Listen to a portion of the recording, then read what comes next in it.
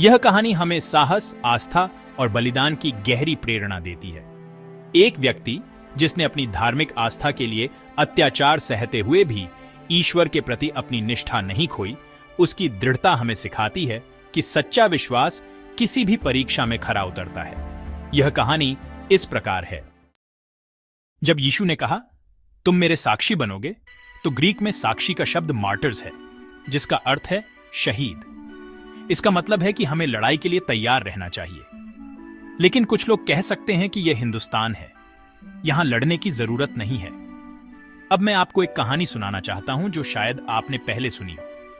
चीन के कुछ क्षेत्रों में आज भी बहुत से कैथोलिक धर्म के लोग दबाव में या डर कर रहते हैं। चर्चों के ऊपर क्रॉस काफी कम दिखाई देते हैं। अर्ध ईसाई समूहों के बहुत कम सदस्य अपने धर्म का प्रचार कर रहे हैं। एक व्यक्ति कैथोलिक था और उसका परिवार भी कैथोलिक था, इसलिए वे अपने घरों में गुप्त रूप से मास, प्रार्थना सभा आयोजित करते थे।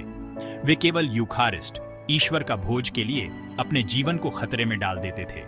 वे अपने घर के बाहर संतरी रखते थे और आधी रात को मास करते थे, ताकि अगर अधिकारी आएं तो वे सतर्क हो सकें। एक रात मास के बाद संतरी दौड़ते हुए आए और बोले, अधिकारी आ रहे हैं, तो सभी भाग गए। पुजारी भाग गया, परिवार भाग गए, लेकिन यह व्यक्ति अपने घर में था, इसीलिए वह कहीं नहीं जा सका। अधिकारी उसके घर में घुसे और उसे गिरफ्तार कर लिया। उन्होंने उसे ले जाकर यातनाएं देना शुरू कर दिया। 3 से 4 सप्ताह तक दिन रात उसे यातनाएं दी गईं। वे उसे नग्न कर देते थे और उसके शरीर के विभिन्न हिस्सों पर एक विशेष प्रकार के उपकरण से बिजली के झटके देते थे। वे कहते, बस हमें बता दो कि पुजारी कहां है, तुम अपने परिवार के पास वापस जा सकते हो। लेकिन यह आदमी जो इस उपकरण से बंधा हुआ था, पूरे शरीर में जलता हुआ, उसने अपने पड़ोसियों और परिवार को मांस से वंचित करने से इनकार कर दिया। उसने यूखारिस्ट को इतना प्यार किया कि वह इसे छोड़ने के लिए तैयार नहीं था। 3 से 4 सप्ताह की यातनाओं के बाद भी जब वे उसे नहीं तोड़ सके, तो उन्होंने उसे छोड़ दिया। जल्द ही जब वह सक्षम हुआ, तो उसने संयुक्त राज्य अमेरिका में जाने की व्यवस्था की और कुछ साल पहले वह यहां आ गया। जब वह यहां पहुंचा तो वह बहुत खुश था, क्योंकि वह हर दिन मास में जा सकता था और कोई उसे गिरफ्तार नहीं कर रहा था। लेकिन जल्द ही उसने एक और चीज महसूस की। उसने देखा कि अमेरिका में अगर आप कड़ी मेहनत करते हैं तो आपको ज्यादा मिलता है।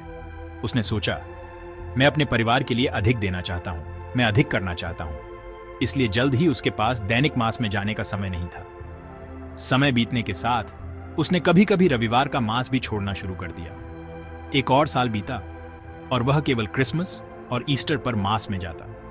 जब मैंने पहली बार यह कहानी सुनी, तो उस ईस्टर पर वह आदमी मास में भी नहीं गया।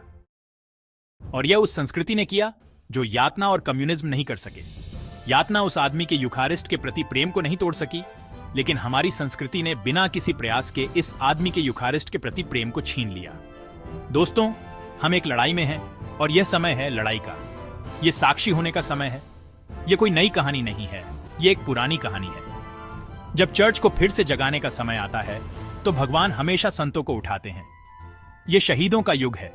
यह उन लोगों का युग है जिनमें साहस और स्वतंत्रता है, जो यीशु की तरह दिखना और जीना चाहते हैं। ये लोग यीशु द्वारा पुनर्जीवित होंगे और वे चर्च को पुनर्जीवित करेंगे, और पुनर्जीवित चर्च दुनिया को पुनर्जीवित करेगा।